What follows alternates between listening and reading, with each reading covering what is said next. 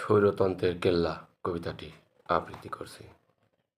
এ কি এখন বাংলার বুকে বারুদের গন্ধ, আর জীবন যেন খণ্ড খণ্ড চিত্রে আঁকা এক প্রতিচ্ছবি, জ্বলছে সীমাহীন ক্রোধের আগুনে, মহা আলোড়নে। একদিকে ফ্যাসিবাদ, অন্যদিকে ফ্যাসিবাদ বিরোধী আন্দোলন।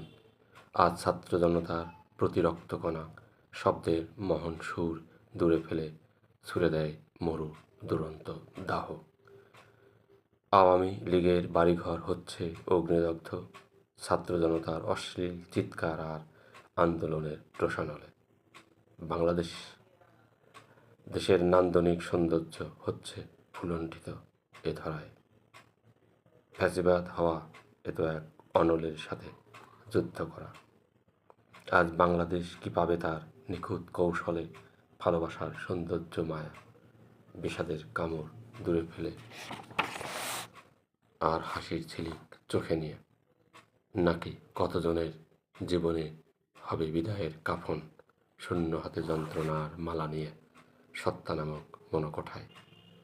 ফ্যাসিবাদ যেন লুকানো বাংলার নিশ্চিত্র আধারে, যার শেকড় চলে গেছে যেন মাটির গভীরে, অন্যায়ের সে খড়গতলে।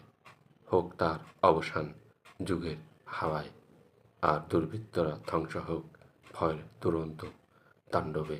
আমরা চাই না আর কোনো স্বৈরতন্ত্রের কেল্লা।